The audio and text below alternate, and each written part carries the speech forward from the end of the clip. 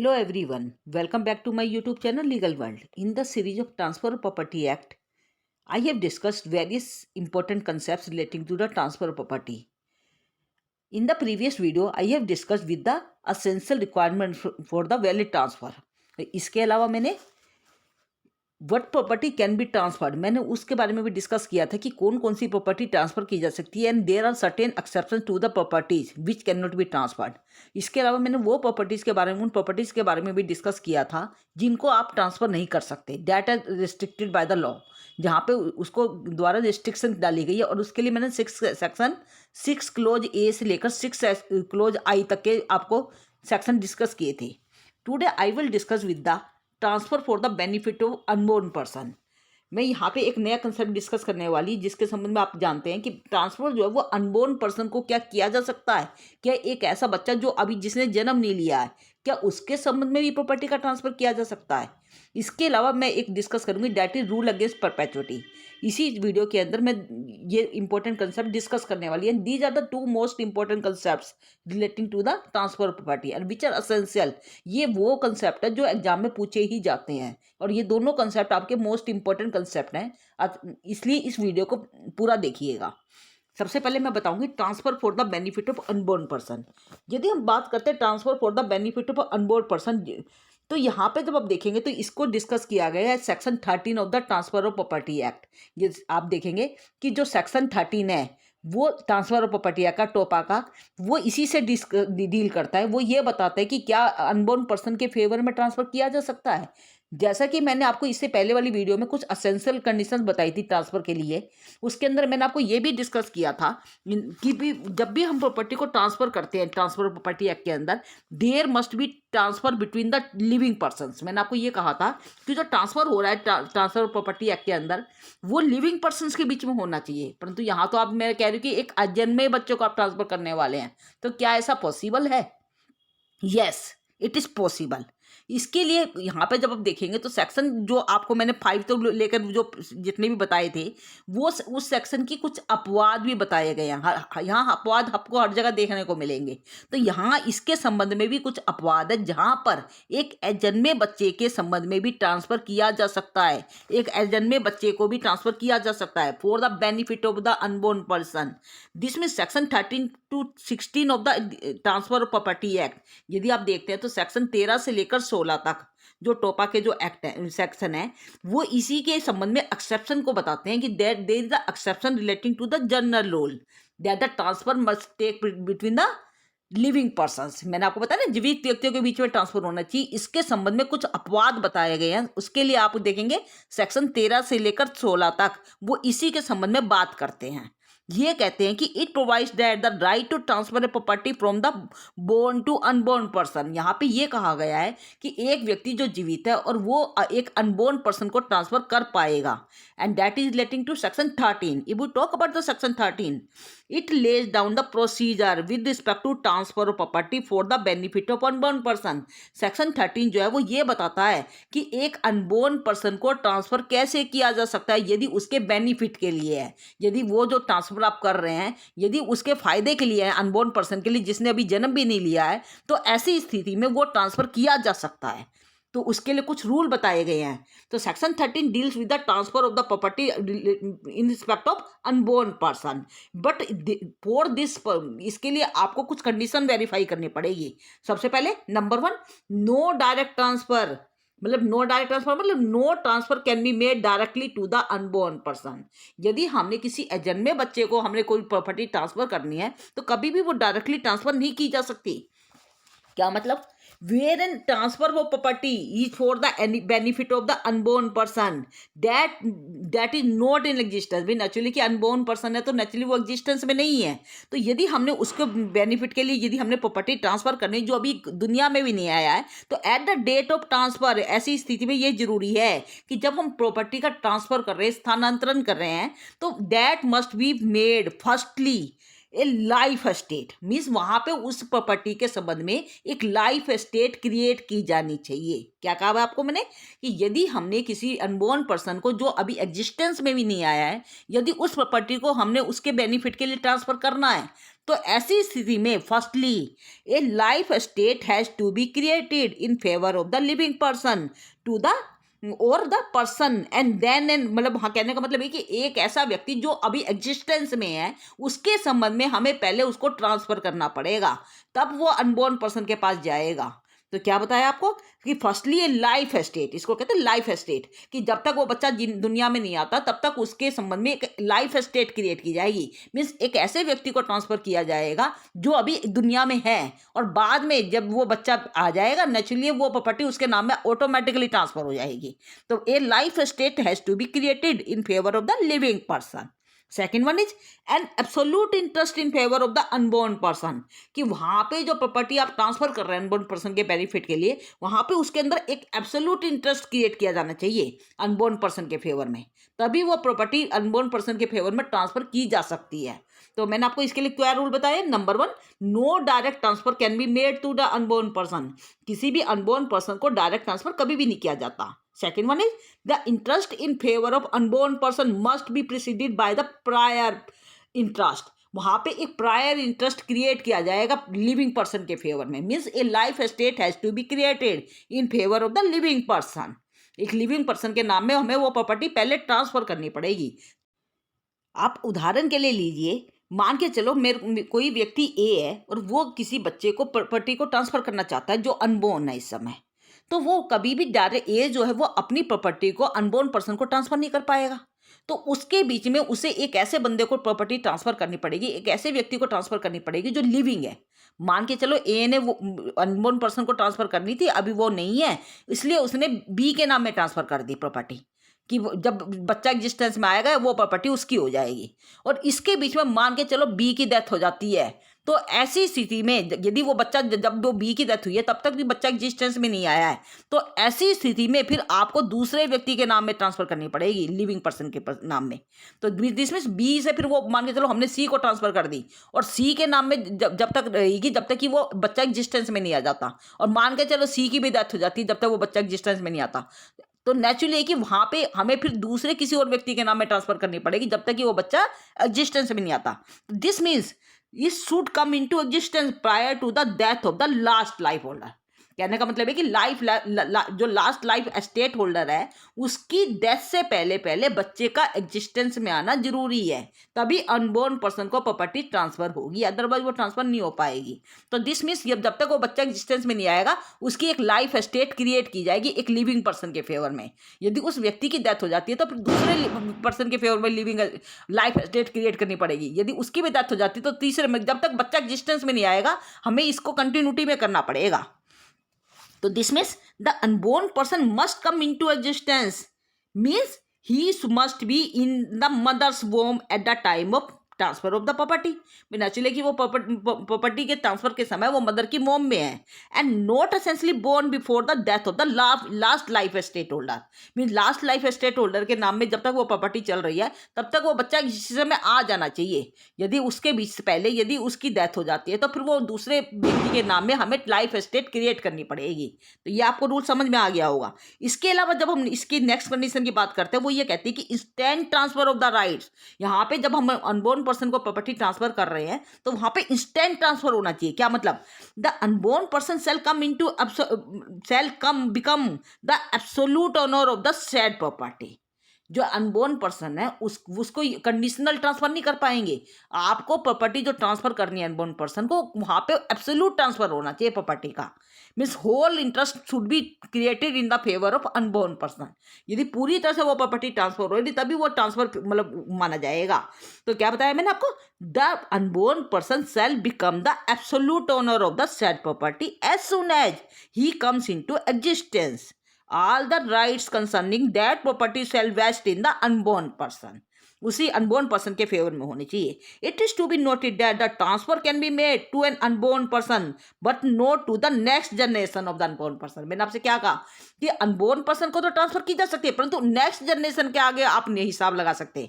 कि मान के चलो वो अनबोर्न पर्सन ए का बच्चा है तो मैं ये नहीं कह सकती कि ए के बच्चे को प्रॉपर्टी ट्रांसफर हो जाएगी, आप मतलब मान के चलो मैंने प्रॉपर्टी ट्रांसफर कर दी और ए के बच्चे को मैं ये कहूँ कि ए के बच्चे के डेथ के बाद फिर वो बी के बच्चे को चली जाएगी या फिर वो सी को चली जाएगी, मतलब मैं उसकी आगे तक जनरेशन की वो नहीं लगा सकती, नेक्स्ट जनरेशन का हिसाब नहीं लगा सकती।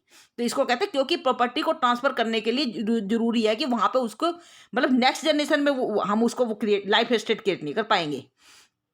तो आपको समझ में आ गया होगा। तो यहाँ पे क्या बताया मैंने आपको, इट्स नॉट कंप्लीट, मतलब यहाँ पे उसका होल इंटरेस्ट क्रिएट होना चाहिए। दूसरी बात मैंने आपको बताया कि नेक्स्ट जनरेशन के लिए हम उसको बाइंड नहीं कर सकते प्रॉपर्टी को, क्योंकि प्रॉपर्टी के बेनिफिट के लिए जरूरी है कि प्रॉपर्टी का प्रॉपर मतलब उसका मूवमेंट होता रहना चाहिए। यदि वो एक जगह रुक के रहेगी नेचुरली तो वो प्रॉपर्टी के फेवर में वो पब्लिक इंटरेस्ट में नहीं हो पाएगा।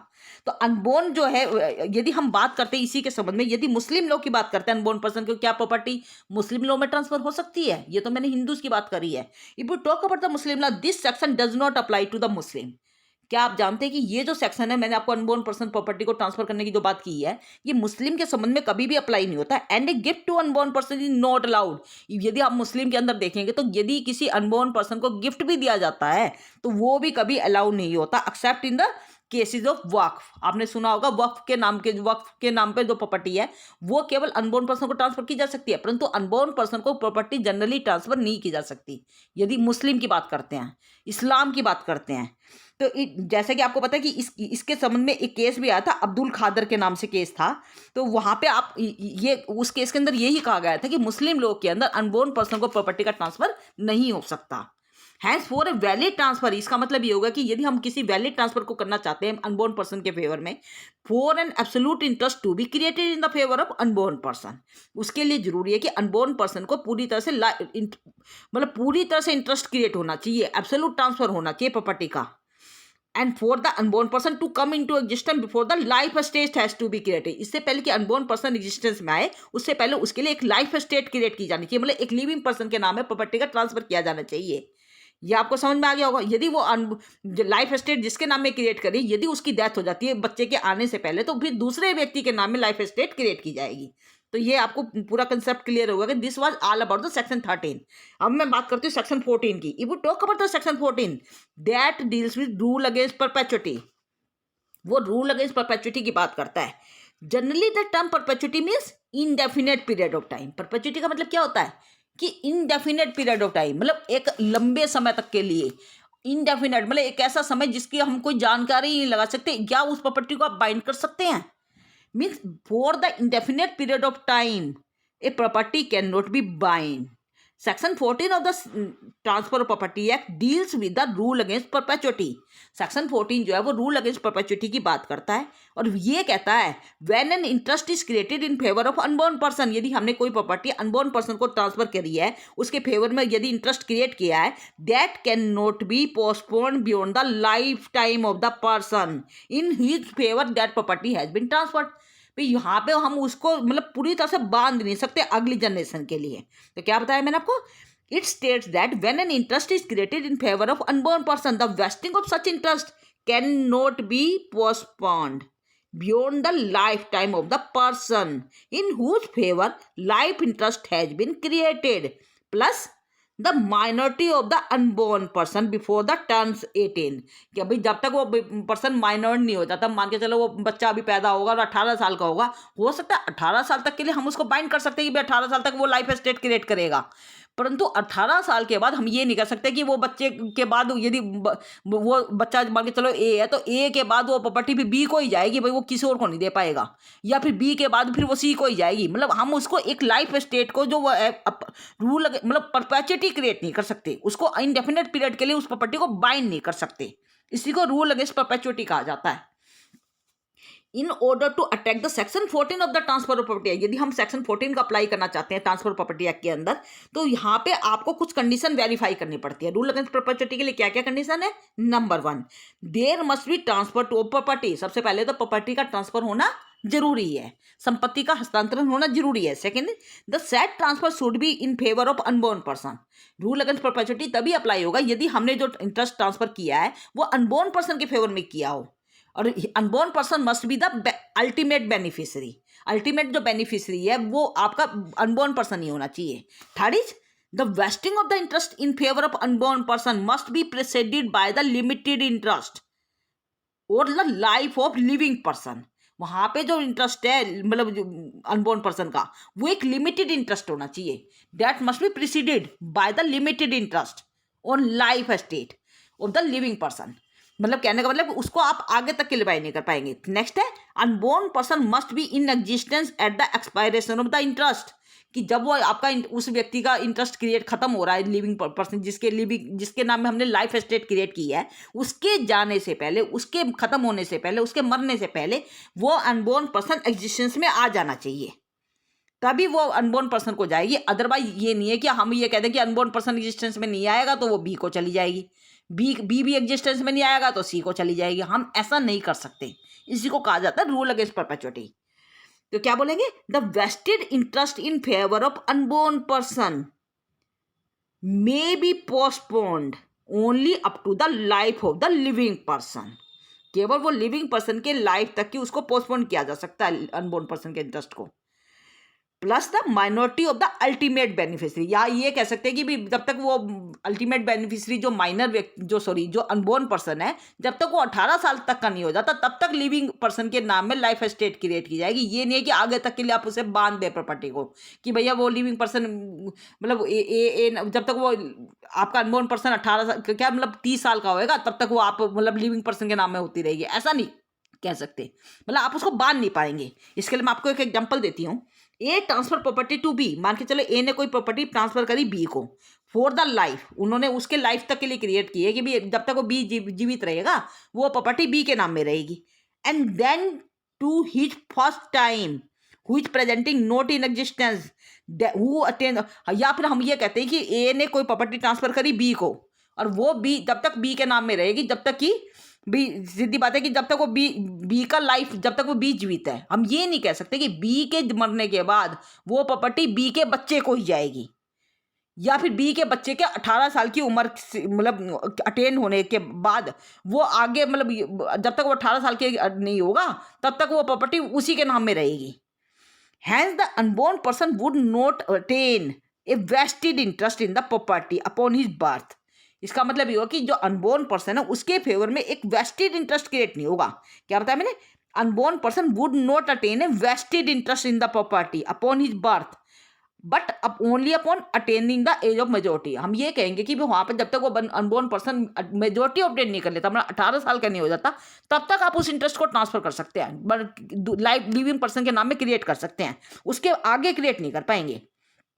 Such transfer is valid under the section 14 in case the first child dies before attaining the age of majority। मान के चलो जो बच्चा जिसकी बात मैं कर रही हूँ वो पैदा होना था, जो वो बच्चा मतलब इससे पहले कि वो 18 साल का होता वो पहले ही मर गया, तो property would revert back to the transferor. वो प्रॉपर्टी वापस ट्रांसफर के नाम में चली जाएगी। ये नहीं है कि वो उसके वारिसों को चली जाएगी आगे के, वो ऐसा नहीं कह पाएंगे।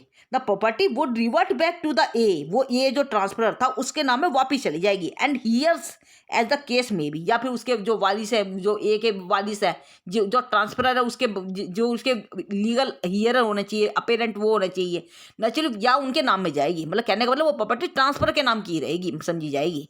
ये नहीं है कि वो उसने ये कहा था कि अनबोर्न पर्सन को जानी है, बी नाम के जो बच्चा अभी पैदा नहीं हुआ उसके नाम में जानी है, और वो बच्चा पहले 18 साल से पहले ही वो मर गया।